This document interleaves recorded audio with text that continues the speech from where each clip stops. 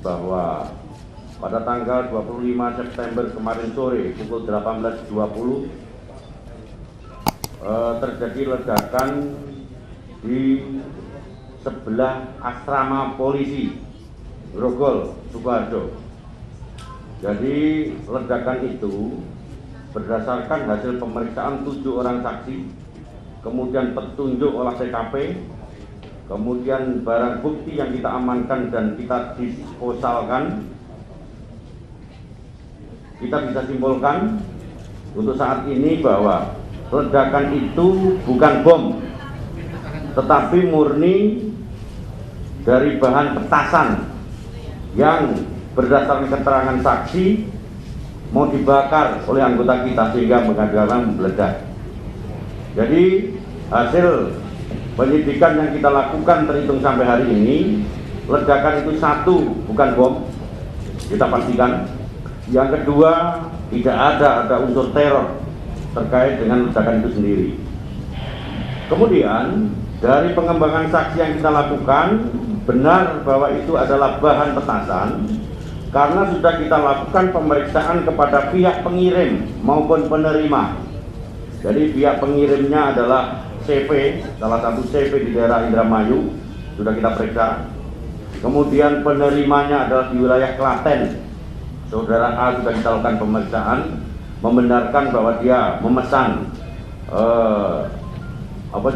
bahan mercon atau petasan, memesan 2 kali 2 paket. Dan anggota kita Satintel Polda Surakarta kita lakukan pemeriksaan saksi korban, benar telah melakukan kegiatan kepolisian yaitu operasi dilakukan penangkapan pengamanan barang bukti yang kemungkinan saat itu dibawa pulang, kemudian kemarin coba untuk dibakar akhirnya meledak. Jadi saya tegaskan di sini bahwa terkait dengan anggota yang mau memusnahkan kemudian menjadi korban, secara jelasnya nanti setelah yang bersangkutan sembuh baru ketahuan apakah itu ada unsur lalainya, apakah anggota itu ada salah prosedur dan lain sebagainya setelah anggota kita lakukan pemeriksaan karena yang bersangkutan sakit. Kemudian saya harapkan kepada masyarakat dan rekan-rekan wartawan tidak usah resah bahwa memang benar ledakan itu adalah bukan bom dan bukan teror. Yang ini semua situasi TKP saat ini sudah normal kembali, proses identifikasi dari inafis maupun lapor dan lain sebagainya sudah selesai dan tidak ada kejadian menonjol wilayah Sukoharjo. Termasuk masyarakat sekitar juga sudah melaksanakan kegiatan aktivitas biasa. Itu yang pertama. Kemudian yang kedua, ini perlu saya tunjukkan bahwa benar bahwa itu adalah bahan petasan. Ini adalah paket yang diamankan anggota pada saat operasi kepolisian. Kemudian kita urai oleh Jibom kita dapati ada uceng itu sumbu petasan. Kemudian ini adalah BB petasan yang kita sisihkan, ada 6 kantong, 1 kantong kita sisihkan, sisanya 2 kantong kita sisihkan untuk BB, yang 4 kantong tadi malam langsung kita disposal. Ternyata memang bubuk petasan atau mercon. Ini adalah merupakan barang bukti petunjuk yang semuanya ini sudah mengerucut. Bagaimana saya sampaikan tadi bahwa itu adalah bukan bom, tetapi adalah petasan dan tidak ada unsur teror dan lain sebagainya. Kemudian yang perlu saya sampaikan hari ini adalah ungkap kasus menonjol operasi kepolisian terpusat. Jadi operasi kepolisian terpusat itu dilaksanakan oleh Mabes Polri yang dilaksanakan di seluruh jajaran wilayah kita termasuk Polda Jawa Tengah. Operasi Jaran Candi untuk Polda Jawa Tengah kita lakukan setelah kita amankan hampir 418 kendaraan bermotor. Saya ulangi, 418 kendaraan baik itu roda 2 maupun roda 4, dan berhasil kita angkat 389 orang tersangka kita lakukan penangkapan. Ini di seluruh jajaran, baik itu di Polres, Polsek maupun Polda, melakukan kegiatan namanya operasi Jaran Candi. Dari beberapa pelaku ya, pencurian kendaraan bermotor 332 kasus, kemudian pencurian ternak ada 6 kasus, pencurian barang berharga 72 kasus, perampasan kendaraan bermotor 3 kasus. Yang modus operandinya adalah pelaku mencari sasaran dengan cara acak atau berkenalan dengan korban. Setelah akrab, pelaku membawa kendaraan korban. Kemudian pelaku memasuki rumah dengan cara memanjat. Itu modus operandi yang telah berhasil kita ungkap karena tersangka dan petunjuk bukti lainnya sudah bisa kita amankan. Manjat rumah, jendela, kemudian mengambil kunci mobil dan membawa kabur. Atau pelaku modus operandinya berpura-pura sebagai pembeli, kemudian menodongkan kepada korban, kendaraannya dibawa kabur. Dari beberapa pengungkapan kasus ini, ada 1 kasus yang menonjol, yaitu di Polres Tegal, di mana kasus ini adalah kasus 363. Jadi pelaku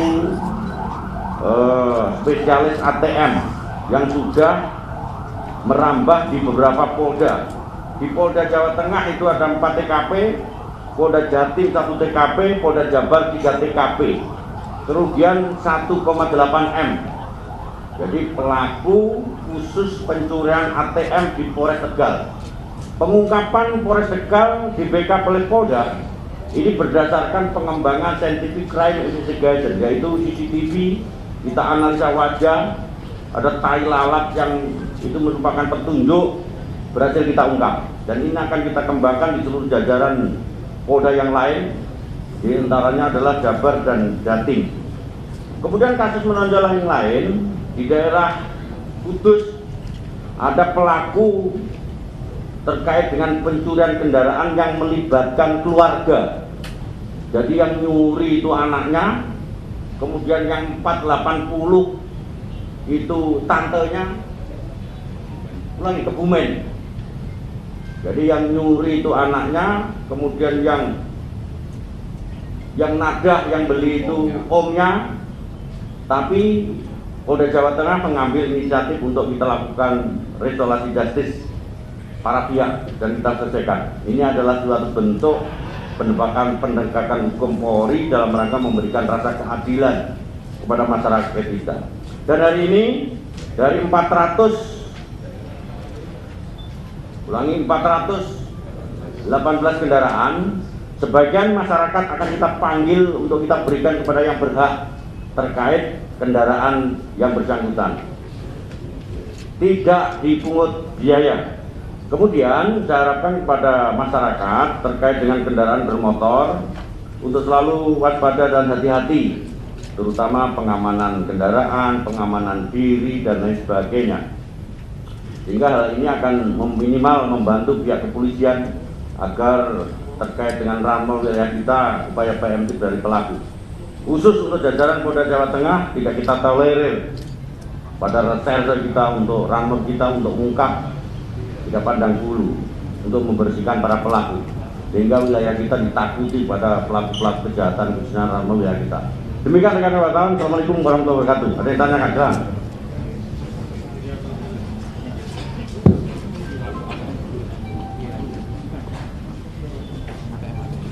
Silakan Pak. Terima kasih, saya Joko dari Jakarta Post. Untuk barang bukti di Solo itu hasil rahasia pada tahun 2021. Kenapa baru diungkap, dibuka maupun mau dimusnahkan pada tahun ini?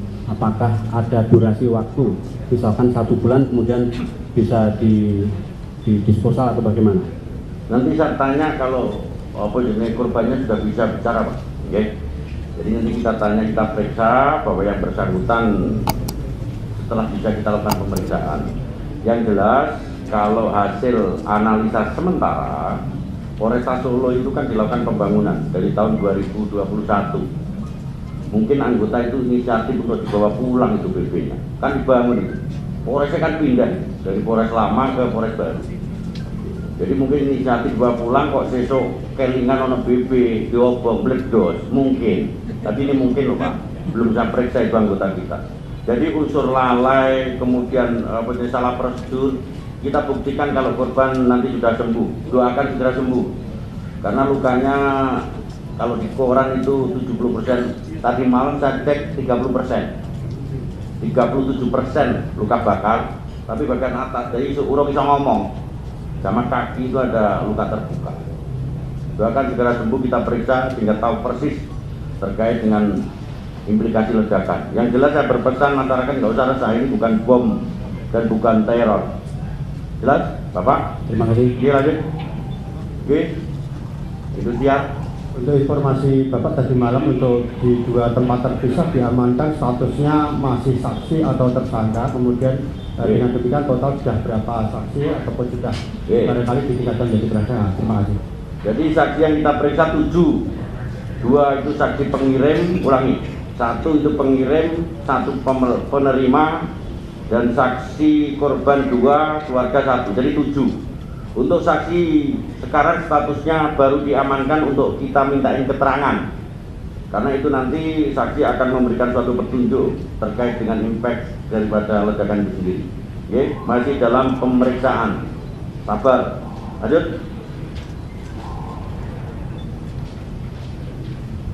Halo. Nah, untuk ATM itu pelakunya komplotan atau seperti apa? Enggak dengar. Kasih halo. Bapak dan dari RRI Semarang, mohon izin untuk ATM itu pelakunya sendiri atau komplotan? ATM ya? ATM 4 orang. Jadi ATM itu 4 orang. Hasil penelusuran CCTV berhasil kita ungkap pelakunya. Di tempat kita ada 4 TKP, semuanya ATM. Kemudian di Jawa Barat 3 TKP, kemudian di Jawa Timur 1 TKP. Oleh karena itu saya himbau kepada masyarakat, apabila akan mengambil uang di bank maupun di ATM dan lain sebagainya, meskipun Dalmas anggota kita sudah kita bagi habis untuk di wilayah perbankan, jangan segan-segan untuk minta bantuan Polri untuk melakukan pengamanan. Kita lakukan amanan 1 kali 24 jam khusus untuk perbankan. Okay. Para pelaku cara membobol ATM seperti apa ini? Gimana?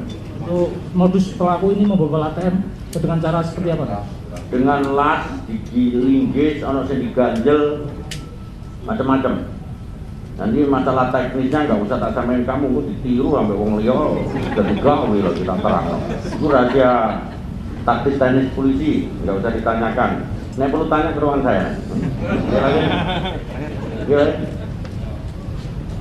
Oke, dan izin untuk kondisi korban ledakan di asrama saat ini gimana, sadar atau seperti apa? Sekarang lagi ditidurkan, jadi ditidurkan di ICU dan 1:30 tadi malam saya masih di sana. Kemudian kondisinya sudah dioperasi ya, yang luka itu sudah dioperasi kakinya, sudah disambung lagi, ditidurkan karena luka bakar itu 30% bagian atas termasuk wajah.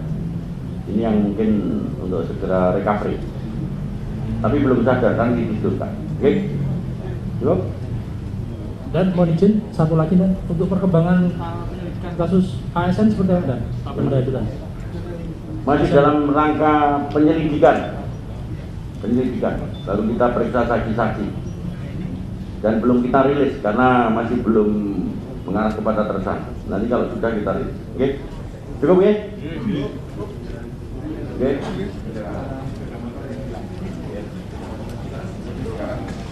Langsung. Oke, terima kasih. Assalamualaikum warahmatullahi wabarakatuh. Setelah ini ada penyerangan sepeda motor yang hilang. Kembalikan silakan, baiklah.